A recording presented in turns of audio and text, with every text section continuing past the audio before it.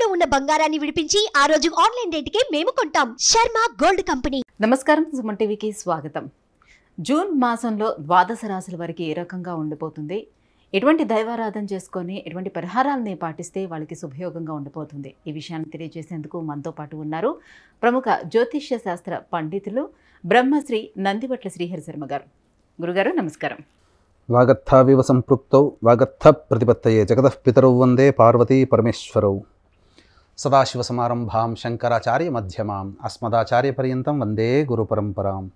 ఆదిత్యాయ చ సోమాయ మంగళాయ బుధాయ చ గురుశుక్ర శనిభ్యశ్చ రాహవే కేతవే నమః. గురుగారు, మిథున రాశి వారికి గ్రహస్థితిగతులు ఎలా ఉన్నాయి, ఈ జూన్ మాసం అంతా వారికి ఎలా ఉండబోతుంది తెలియజేస్తారా? మిథున రాశి వారికి జూన్ నెలలో ఎలా ఉండబోతుంది అనేటువంటి విషయాన్ని తెలుసుకునే ముందు ఈ యొక్క జూన్ నెలలో ఉన్నటువంటి గ్రహ సంచారం యొక్క స్థితిగతులను మనం చూసుకుందాం. 1వ తారీఖు నుంచి 14వ తారీఖు వరకు కూడా రవి, గురు, శుక్ర, బుధులు వృషభ రాశిలో, అలాగే చంద్రుడు కూడా. ఇక 15వ తారీఖు నుంచి 30వ తారీఖు వరకు మిథున రాశిలో శుక్ర, రవి, బుధుల యొక్క సంచారము.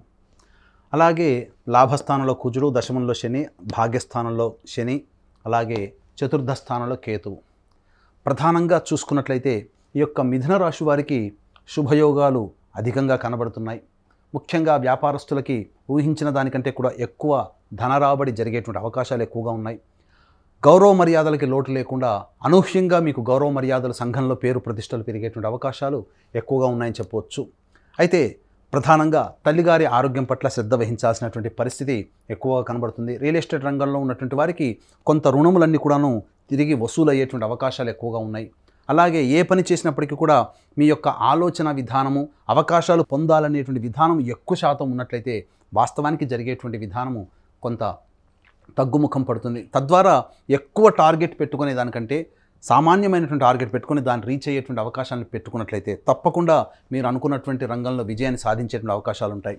ఇక ముఖ్యంగా గమనించుకున్నట్లయితే విద్యార్థులకి దూర ప్రాంత ప్రయాణం అనగా విదేశీ విద్యకు సంబంధించిన ప్రయత్నాలన్నీ కూడాను బాగా సఫలీకృతం అవుతాయని చెప్పవచ్చు. పోటీ పరీక్షల్లో ఉన్నటువంటి విద్యార్థులకి చక్కటి అవకాశాలు లభిస్తాయి. మీకు మార్గదర్శకాన్ని సూచించేటువంటి గొప్ప వ్యక్తులు మీకు అందుబాటులోకి రావడం, తద్వారా పోటీ పరీక్షల్లో అనూహ్యంగా మీరు పుంజుకోవడం అనేటువంటి జరుగుతుంది. అద్భుతంగా ఈ విద్యార్థులకి యొక్క జూన్ నెల యోగకాలంగా అని చెప్పవచ్చు. అయితే గమనించుకున్నట్లయితే ఖర్చు అధికంగా ఉంటుంది. ముఖ్యంగా ఇతరుల కోసం, మీ యొక్క కుటుంబ సభ్యుల కోసం, మీ స్నేహితుల కోసం మీరు మీ యొక్క శ్రమని, ధనాన్ని ఈ నెలలో ఎక్కువగా వినియోగిస్తారు. కాబట్టి అవసరానికి మించినటువంటి ఖర్చు కూడా చేయకపోవడమే చాలా మంచిది. ఏ పని చేసినప్పటికీ కూడా మీరు సహాయ సహకారాలు ఇవ్వాలన్నా, మీ ధనాన్ని ఇతరులకు ఇవ్వాలన్నా 1కి 4 సార్లు ఆలోచించి సపాత్ర దానం చేయండి. చాలా మటుకు సమస్య నుంచి బయటపడతారు. ఎందుకంటే భవిష్యత్తులో మీకు కొంత ఇబ్బందికర పరిస్థితులు వచ్చేటువంటి అవకాశాలు అనేటువంటి గోచరిస్తున్నాయి. కాబట్టి ఈ నెల మొత్తం కూడా మీకున్నటువంటి ఖర్చులని మీరు మినిమైజ్ చేసుకునే ప్రయత్నం చేసుకున్నట్లయితే తప్పకుండా ఆనందకరమైనటువంటి జీవితాన్ని పొందేటువంటి అవకాశం ఉంటుందని చెప్పవచ్చు. అయితే ప్రధానంగా మీ యొక్క వాక్కుకి విలువ పెరుగుతుంది. మీ మాటని అందరూ గౌరవిస్తారు.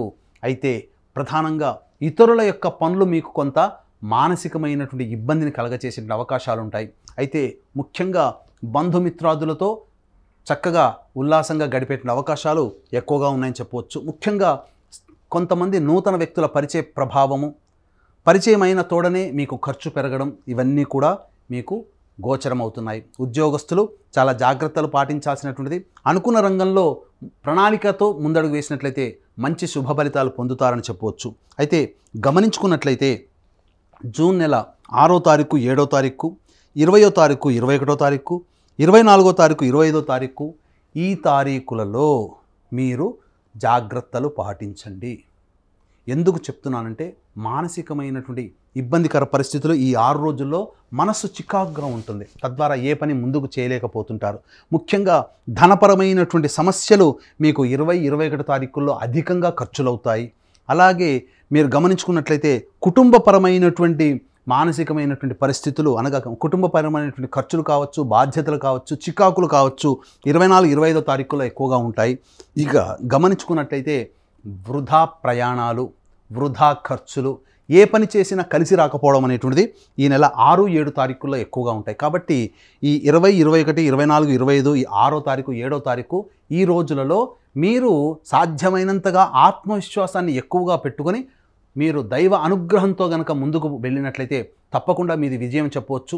వీక్షించేటువంటి సుమన్ టీవీ ప్రేక్షకులు గమనించాల్సిన అంశం ఏంటంటే, ఈ నెల 6వ తారీఖు రోజున శనీశ్వర జయంతి సందర్భంగా మా పీఠం ఆధ్వర్యంలో శనీశ్వర హోమము, అఘోర పాశుపత మంత్ర హోమంతో పాటు శనిదోష నివారణకై మీకు హోమాది కార్యక్రమాలన్నింటిని జరిపించడం జరుగుతుంది. వివాహం కావాల్సిన అబ్బాయిలకి, అమ్మాయిలకి, విద్యార్థులకి చక్కటి హోమాది కార్యక్రమాలు జరపబడుతున్నాయి. కేవలం 1200 రూపాయలకి మీరు రిజిస్ట్రేషన్ చేసుకోవచ్చు.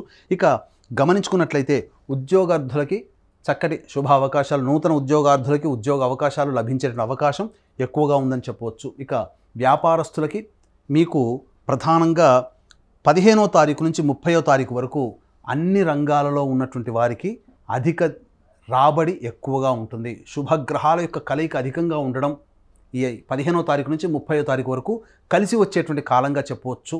ఇక ముఖ్యంగా గమనించుకున్నట్లయితే ఈ మిథున రాశి వారు తీర్థ ప్రయాణాలు, దైవ సంబంధమైనటువంటి కార్యక్రమాల్లో ఎక్కువగా పాల్గొంటారు. దైవ అనుగ్రహం మీకు లభిస్తుంది. ఇక ప్రధానంగా చూసుకున్నట్లయితే మీరు నివసిస్తున్నటువంటి గృహ సముదాయం అనగా ఇంటికి చుట్టుపక్కల కొంత సమస్యలు వచ్చే అవకాశం ఉంటుంది. కాబట్టి నేబర్స్తో కాస్త జాగ్రత్తలు పాటించండి. ఇది మిథున రాశి వారికి జూన్ నెలలో ఈ విధంగా ఉంటాయని చెప్పవచ్చు. గురుగారు, మిథున రాశి వారు మరి ఎటువంటి పరిహారాలని పాటించుకోవాలి, ఎటువంటి దైవారాధన చేసుకోవాలి? మిథున రాశి వారు ఈ యొక్క జూన్ నెలలో సమస్యల నుంచి బయటపడాలనుకున్నప్పుడు ముఖ్యంగా ప్రతిరోజు కూడాను లక్ష్మీ నృసింహ కరావలంబ స్తోత్రము, అలాగే కాలభైరవాష్టకము రోజుకి 3 సార్లు పఠించండి.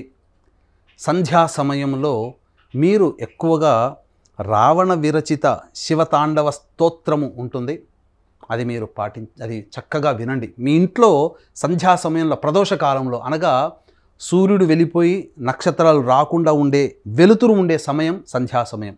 ఆ సమయంలో మీ ఇంట్లో ప్రతిధ్వనించేటట్టుగా చూసుకోండి. రావణ విరచిత శివతాండవ స్తోత్రాన్ని మీ ఇంట్లో ప్రతిధ్వనించేటట్టు చూడండి. లేదా మీరు ఎక్కడ ఉన్నా ఆ విధానంగా ఆ యొక్క 5-10 నిమిషాలు మీరు ఆ విధంగా వినండి.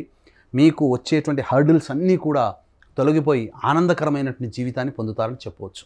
గురుగారు, మిథున రాశి వారికి జూన్ మాసం అంతా ఎలా ఉండబోతుంది, ఏ దైవారాధన చేసుకుంటే వారికి బాగుంటుందన్న విషయాన్ని తెలియజేసినందుకు ధన్యవాదాలు. సర్వం శ్రీ ఉమామహేశ్వర పరబ్రహ్మార్పణమస్తు. సుమన్ టీవీలో మీ పర్సనల్ అండ్ బిజినెస్ ప్రమోషన్స్ కోసం కింది నెంబర్కి కాంటాక్ట్ చేయండి.